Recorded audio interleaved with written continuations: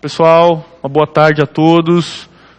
Estamos aqui para fazer a correção do simulado no que diz respeito às questões de processo penal. Sou o professor Guilherme Silva Araújo e vamos fazer aí a incursão sobre essas 10 questões que eu selecionei para que vocês estejam cada vez mais preparados, cada vez mais conhecedores da banca, para quando o edital abrir, vocês mandarem bem na hora da prova efetivamente. Espero que tenham saído bem, tenham feito o simulado tranquilos e que tenham realmente absorvido esse clima de prova e que faça parte dessa preparação de vocês.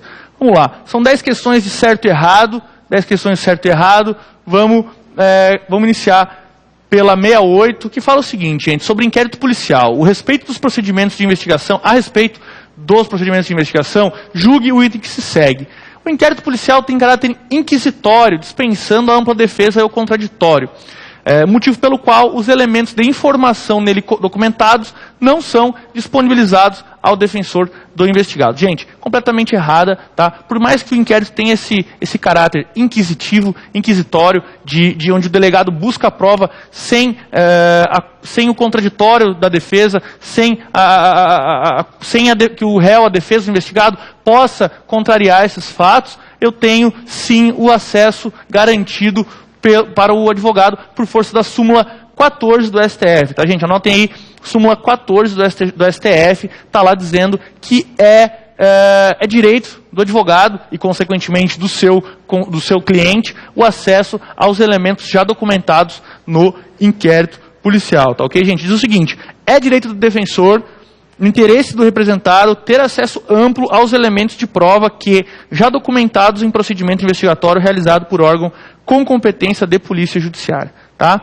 Digam respeito ao exercício do direito de defesa. Então, é exercício do direito de defesa, está documentado, estou trabalhando, sou advogado, posso ter acesso independente do sigilo, tá? Atenção para isso, independente do sigilo, o que já estiver documentado, tá, gente? Isso aí é simulado, súmula 14 do STF, e também está lá no Estatuto da Advocacia, que é lei federal, é norma que tem caráter federal e que é um direito do acusado e do seu defensor. Então, aqui, essa alternativa, ela é errada, tá, gente? Ela está errada, porque tem direito sim o acusado e o seu advogado a ter acesso aos documentos e ser disponibilizado para eles. A segunda questão vai falar de prova, gente, ônus da prova. Acerca do ônus da prova, julgue para o próximo item. A exigência de realização do exame de corpo de delito, no caso de infrações que deixem vestígios, pode ser dispensada na hipótese de confissão do acusado. Aqui, gente, errada, tá? A alternativa está errada, porque por mais que haja a confissão do acusado, galera, atenção, por mais que haja a confissão do acusado, tá? Vai ser necessário a realização do exame de corpo de delito naqueles crimes que deixam vestígio, mesmo ele sendo um corpo de delito indireto, né? Vamos lembrar que a gente tem o corpo de delito direto, que é aquele feito diretamente analisando o corpo do delito, e nós temos o exame de corpo de delito indireto, que é aquele analisando-se outras circunstâncias, prova testemunhal, local do crime, enfim, outros elementos. Mas, seja ele indireto ou seja ele direto, eu preciso do laudo pericial nos crimes materiais, nos crimes que deixam vestígio. Tá ok, gente? Então a confissão não dispensa essa exigência. Tá ok? Por força do artigo 158 do Código de Processo Penal, que vai nos dizer que quando a infração deixar vestígios, será indispensável o exame de corpo de delito, direto ou indireto, não podendo supri-lo a confissão do acusado. Então confissão não supre exame de corpo de delito. Tá bom, gente? Então, alternativa errada, né? A segunda questão de processo penal, alternativa errada.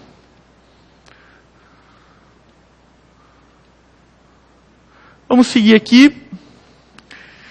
Julgue próximo item acerca da ação penal e da extinção da punibilidade, né?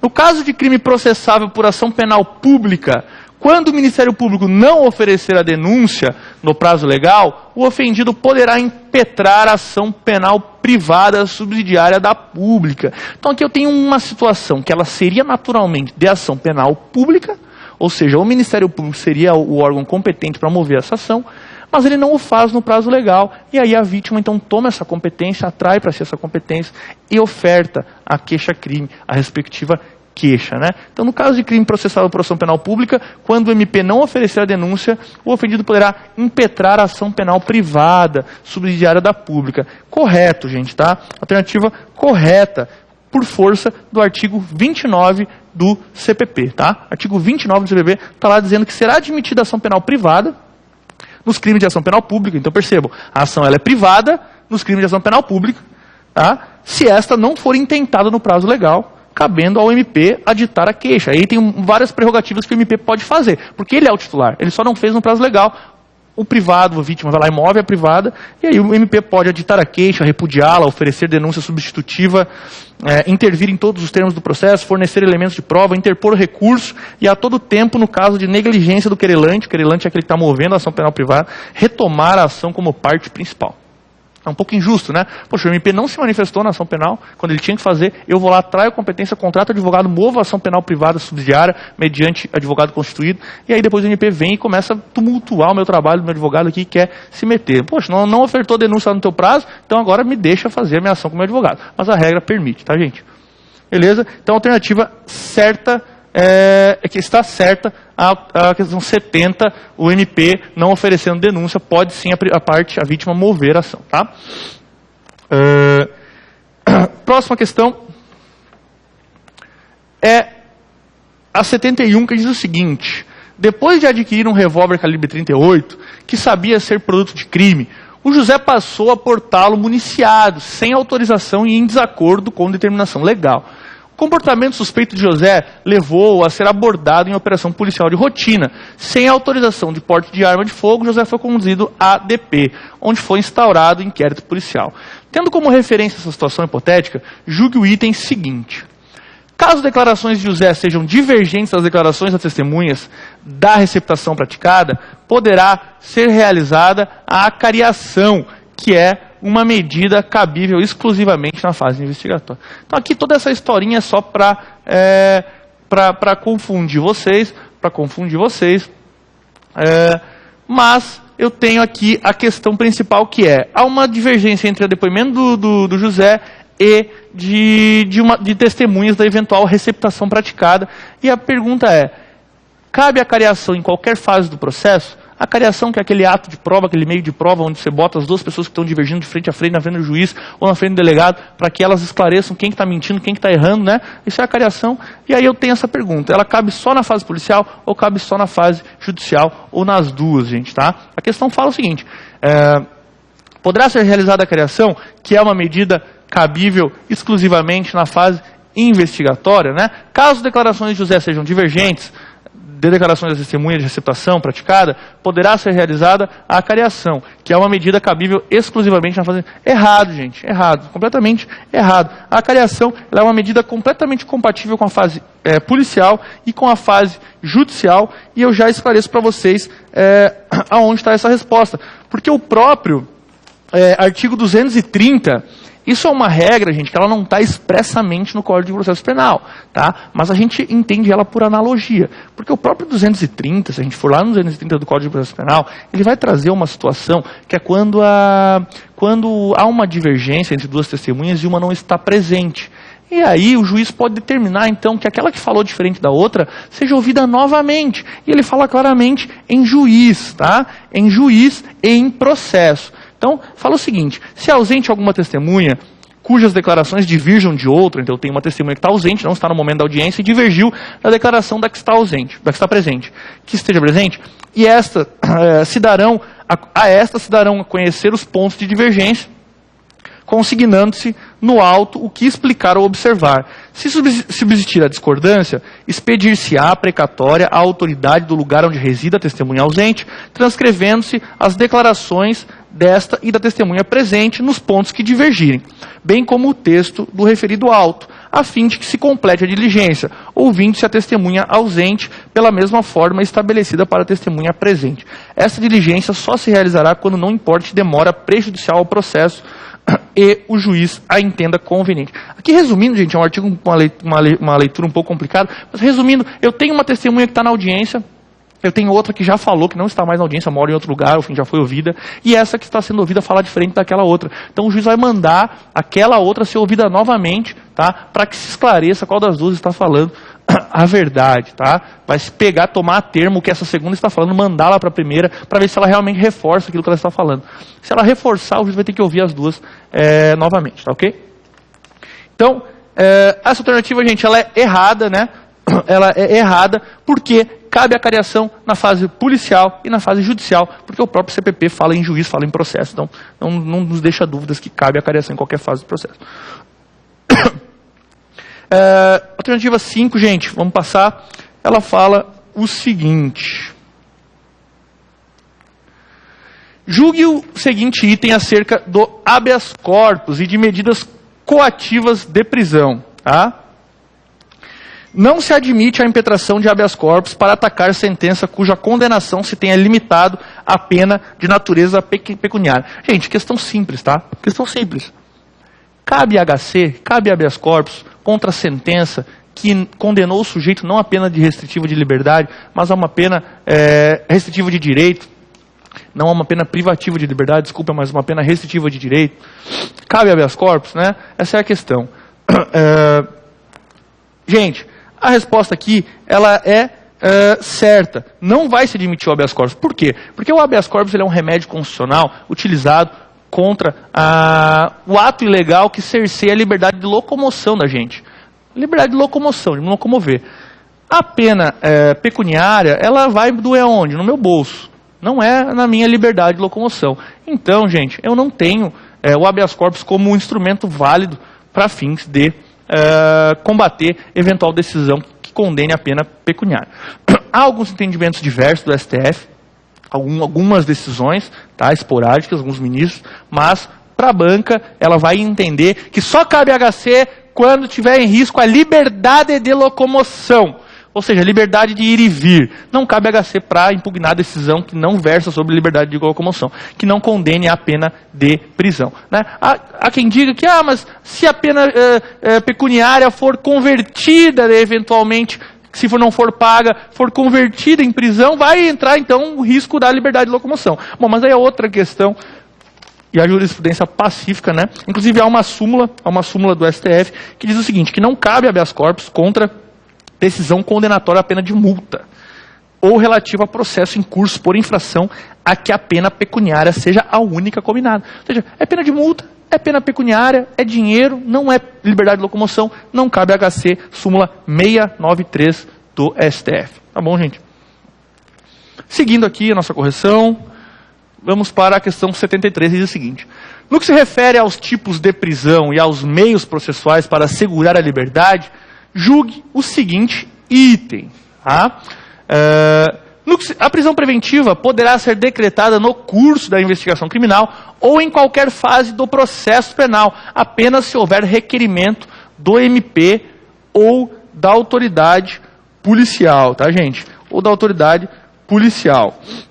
Alternativa, gente, está errada, tá? Está errada, porque ela pode ser decretada a qualquer tempo, seja na fase policial, seja na fase judicial, tá? Essa é uma premissa que vocês têm que entender. Prisão preventiva, inquérito, prisão preventiva, ação penal, tranquilo. A única diferença, galera, é que na fase policial eu preciso a representação, não pode ser de ofício. E na parte judicial, durante o processo, é o juiz que manda ali, ele pode decretar de ofício. Então, a prisão preventiva poderá ser decretada no curso da investigação criminal ou em qualquer fase do processo penal, apenas se houver requerimento do MP ou da autoridade policial. Não, gente, precisa do requerimento do MP ou da autoridade policial somente na fase investigatória, na fase policial, na fase da investigação do inquérito. Na fase judicial, eu tenho a possibilidade da prisão decretada de ofício. Tá bom?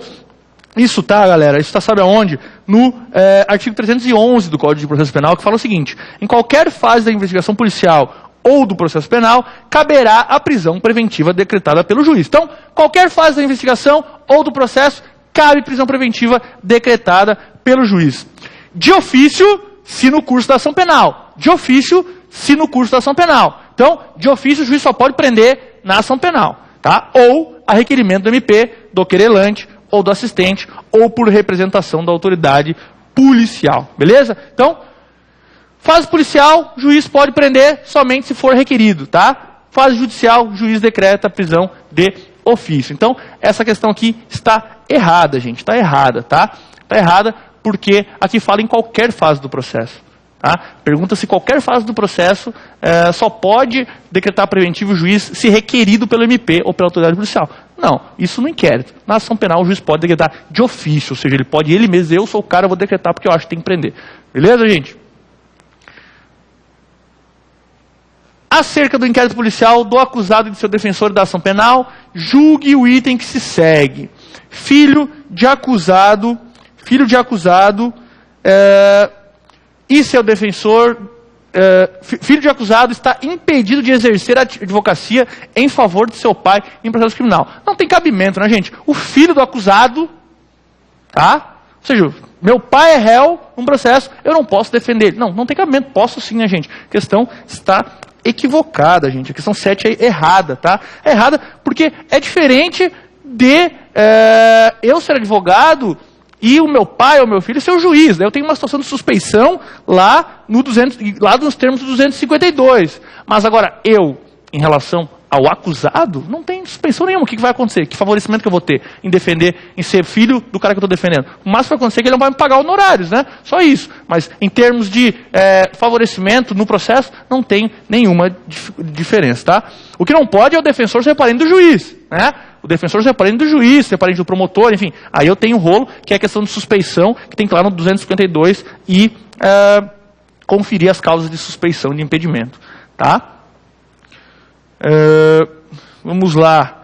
Questão 8, gente. A respeito dos direitos e das garantias fundamentais, julgue o item a seguir. Conforme a jurisprudência do STF, a gravação de conversa telefônica feita por um dos interlocutores sem o conhecimento do outro não é considerada prova ilícita, desde que ausente causa legal específica de sigilo.